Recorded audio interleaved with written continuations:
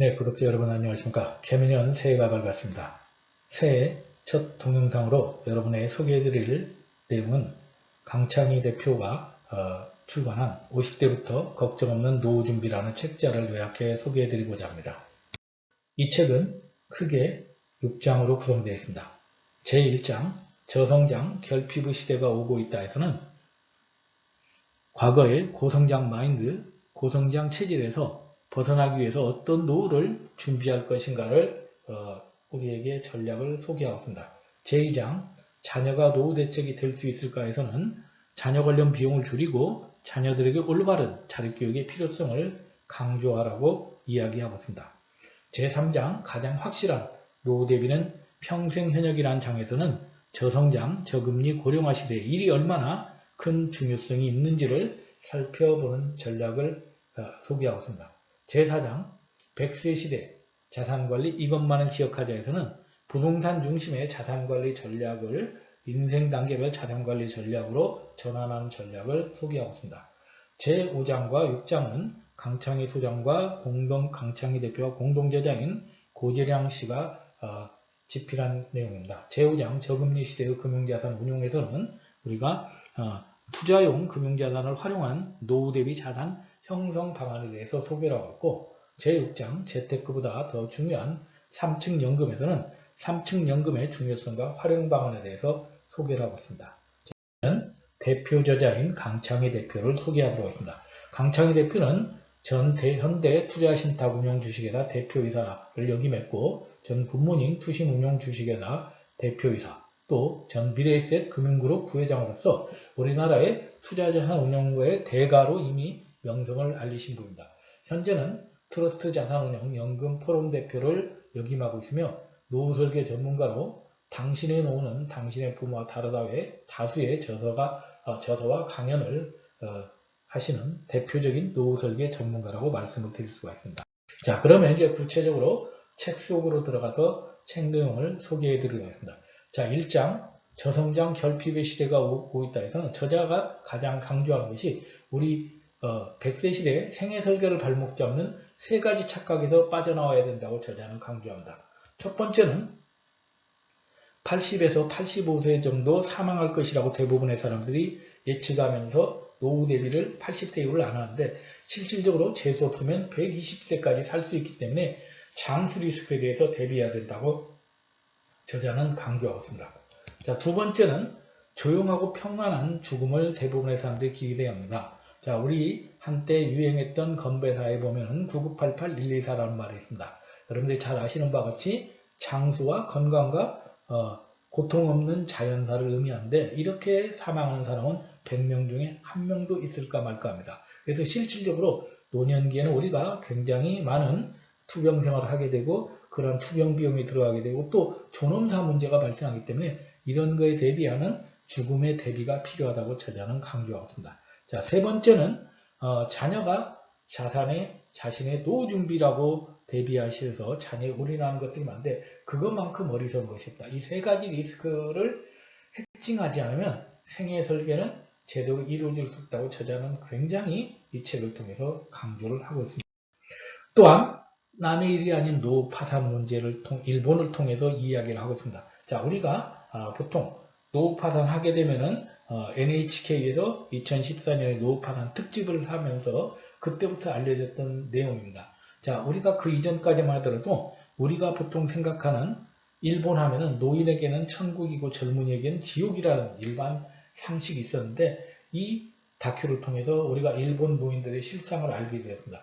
일본은 우리보다 훨씬 노후 준비가 잘 되어 있음에도 불구하고 현대 비즈니스라는 책자에서 소개한 100세 시대 일본 노후 파산의 전형적인 패턴을 보면은 65세 전후에 퇴직금과 저축 등 자산 한 2천만 원, 우리 돈으로 2억 정도를 보유했던 분이 90세 전후하면 저축이 바닥나고 100세까지 생존하게 되면 약 5천만 원 적자가 되면서 노후 파산을 하게 된다. 자, 그래서 일본의 통계를 보면은 독거노인 630만 명 중 200만 명 정도가 노후 파산을 일으키고 있다고 합니다. 자, 그러면 우리는 내 문제가 아니기 때문에 그런 사람들은 당연히 노후 준비를 안 해서 그럴 것이라고 생각하지만, 실제로 노후 파산을 맞이하는 노인 대다수는 평범하게 일하고 노후 준비를 해봤던 평범한 우리가 일반인이었다는 겁니다. 자, 그러면 일본처럼 노후 준비를 잘 하고 있는 일본도 이런 노후 파산 문제가 생기는데, 앞으로 몇 년 후에 생기는 초고령 사회를 맞이하는 우리나라의 노후 파산 문제는 더 심각하지 않을까 저자는 심각하게 걱정하고 있습니다. 그러면서 우리가 노후 파산의 5대 리스크, 미래에셋 연구소에서 이야기했던 노후 파산의 5단계 늪에 대해서 저자는 경계를 하라고 이야기합니다. 그래서 특히 그 중에서도 중대질병, 은퇴창업, 자녀 문제 이 세 가지 리스크가 가장 큰 리스크이기 때문에 여기에 빠지지 않도록 자신만의 노후 파산에 대한 대비책을 강조해야 된다고 저자는 권유하고 있습니다. 자, 2장 자녀가 노후 대책이 될 수 있을까라는 장에서는 자녀 리스크에 대해서 저자는 굉장히 강하게 이야기를 합니다. 특히 이 자녀 리스크를 이야기할 때 여러분들이 많이 들어보신 캥거루족이라는 이야기를 들어보셨습니다. 캥거루족이라는 것은 경제적, 정신적으로 부모 품을 떠나지보다는 성인 남녀를 말하는데, 우리나라 사람인에서 2019년에 조사한 바에 의하면 우리나라 성인 남녀 중 약 60% 정도가 자신을 캥거루족이라고 생각하고 있으며, 이웃나라 일본도 약 성인 남녀 중 300만 명 정도가 자신을 캥거루족이라고 생각할 만큼 상당히 많은 자녀들이 부모의 의지를 하는데, 이것이 바로 자녀 문제뿐만 아니라 부모의 노후까지 그대로 영향을 미친다는 것이 일본을 통해서 입증이 되고 있습니다. 우측에 있는 것은 일본에서 이미 발생하는 현상들인데, 부모 돈이 없고 자녀 돈이 없으면 무연사 예비군으로 절망할 만큼 결국은 자녀의 오딘에서 부모가 노후 준비를 못하면 자녀뿐만 아니라 부모까지도 힘들어지는 어려움을 겪고 있을 그런 위험에 대해서 경고를 하고 있습니다. 3장 가장 확실한 노후 대비는 평생현역이라는 장에서는 저자는 평생현역의 중요성, 일의 중요성을 굉장히 여러 사례를 통해서 강조하고 있습니다. 그래서 일본 은퇴설계 전문가 오가유리가 2014년에 은퇴 후 가장 인기 있는 남편에 대해서 설문조사를 했다고 합니다.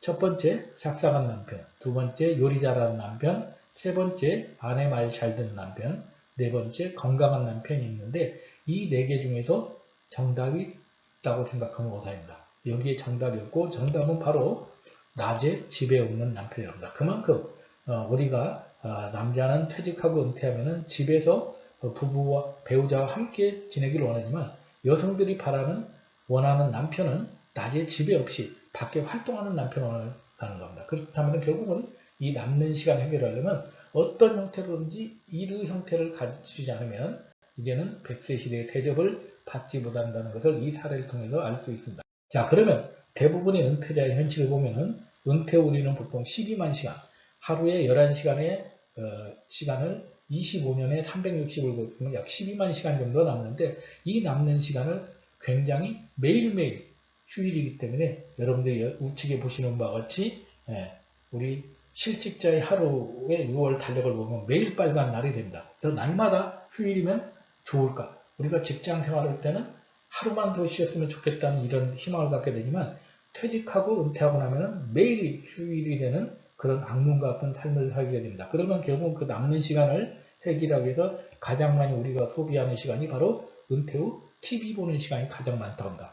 TV 보는 시간이 무려 33,000시간 정도 될 만큼 우리가 자기 인생의 여유 시간의 4분의 1을 TV에 몰입할 만큼 할 일 없이 소일하는 사람들이 많다고 합니다. 자, 그래서 이걸 우리가 또 인생의 전반기와 묶어보면은, 은퇴 전반기에는 그래도 어느 정도 경제활동을 하지만 은퇴 후반기엔 경제활동 능력이 뚝 떨어지게 되면서 여기에서 TV 보는 시간이나 이런 소극적 여가로 급격히 들어가게 되면서 시간절벽이 부딪힌다고 합니다. 시간절벽이라는 것은 남는 시간을 주체 못해서 소극적 여가, TV 시청이나 오락 이런 것으로 때우는 그런 시간을 허비하는 사람들이 그만큼 많아진다고 합니다.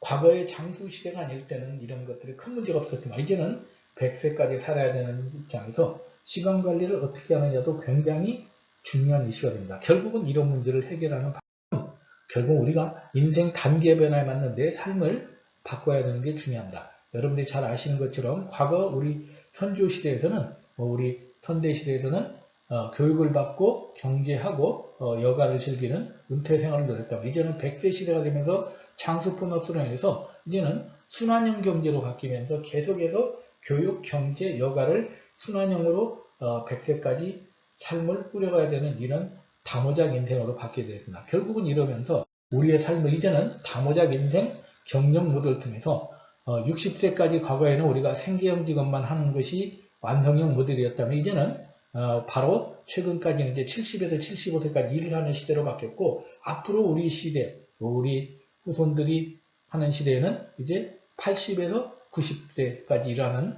예를 들어서 60세까지 생계형 직업을 하고 보람형 직업을 한다든지 아니면 약 50세까지 생계형 직업을 하고 보람 직업, 그 다음에 창업, 창직 이렇게 해서 다양한 N잡로를 통해서 자신의 역량을 키워가는 다모작 인생 경력을 수립하는 사람만이 행복한 노년을 준비할 수 있다고 저자는 강조를 하고 있습니다.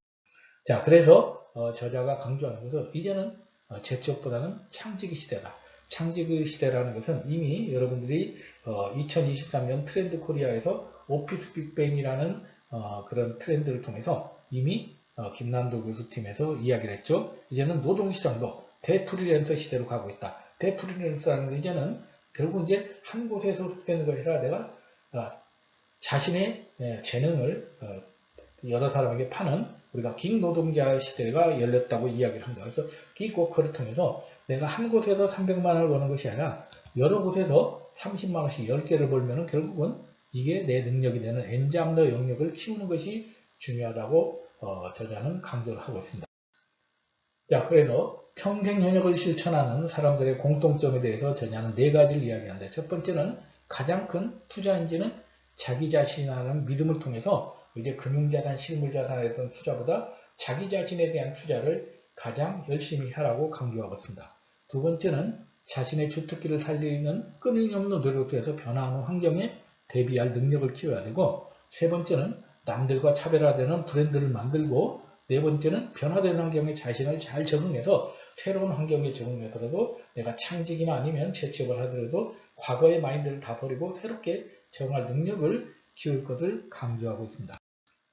4장에서는 100세 시대 기억해야 될 자산관리로서 인생 단계별 자산관리 3단계 전략을 이야기합니다. 내가 취업을 해서 정년 퇴직할 때까지는 자산 정리 및 운용을 하고 그 다음에 60에서 75세까지 전기고령사에서는 인출 및 운용 전략을 하고 75세 이후에서 100세까지는 평생 자금의 흐름을 인출하는 인출 전략을 세워라. 특히 한국인들은 적립은 잘하지만 인출을 못하는 입구 관리는 잘하는데 출구 관리 못하는데 이것을 균형을 이루는 것이 가장 중요하다고 강조를 하고 있습니다.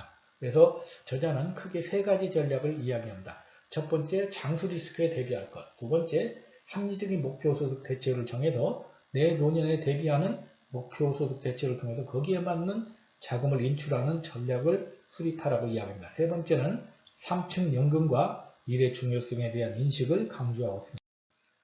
5번째 장, 저금리 시대의 금융자산 운용에서는 3개의 주머니를 활용할 것을 강조합니다. 3개의 주머니란 첫 번째는 생계형 주머니입니다. 생계형 주머니는 저축 주머니로서 생활비, 학자금, 긴급자금 등 평생 본인이 생활할 자금을 현금성이나 유동성을 감안한 자금을 마련하는 것입니다. 두 번째는 단기 투자예요. 우리가 트레이드형 주머니라고 하죠. 이것은 주식이나 채권, 선물, 옵션 등 개별 종목을 단기장에서 매매하는 고수익 추구 주머니를 말합니다. 세 번째는 가장 중요한 것은 장기 투자 주머니입니다. 자산형 주머니라고 하는데 이것은 주로 펀드 투자를 통해서 할 것을 권유하고 있습니다. 펀드 하면 우리가 금융자산만 투자하는 걸로 생각하는데 모든 다양한 자산을 투자하고 장기 적립식 그리고 자산을 분산 투자할 것을 저자는 강조합니다. 가장 중요한 것은 금융자산은 용도별로 나누어 관리하라는 것입니다. 자, 마지막 6장에서는 재테크보다 중요한 것은 3층 연금이라고 강조합니다. 그래서 3층 보장 활용 평생 월급을 만들 것을 강조합니다. 특히 국민연금, 퇴직연금, 개인연금을 통해서 자신의 적정생활비에 목표 자금을 만들고 부족한 경우에 주택이나 농지연금 아니면 일정 부분의 소득을 통해서 마련할 것을 권유하고 있습니다. 그러기 위해서는 퇴직 이후 3.3 전략을 통해서 3가지를 늘릴 것을 권유합니다. 연금소득, 노동시간, 현금 흐름을 늘리고 3가지를 줄일 것을 권유하는데 생활비를 줄이고 가계부채를 줄이고 자녀지원을 통해서 평생 현금 포트폴리오를 만들 것을 제안하고 있습니다. 이 책을 정리하면서 2023년이 토끼해입니다. 여러분들 토끼 하면은 굉장히 꾀가 많은 동물이라고 하죠. 그래서 토끼에 관한 우리가 속담에 보면 교토삼구리라는 게 있습니다. 교토삼구리라는 것은 영리한 토끼는 세계구를 파서 위험을 대비한다고 한다. 우리가 2023년이 다중리스크 시대라고 하는데 다중리스크 시대인 2023년에 여러분도 이 책을 통해서 세계의 구를 파서 자신만의 위기를 기회로 만드는 슬기로운 한 해가 되시길 바랍니다. 감사합니다.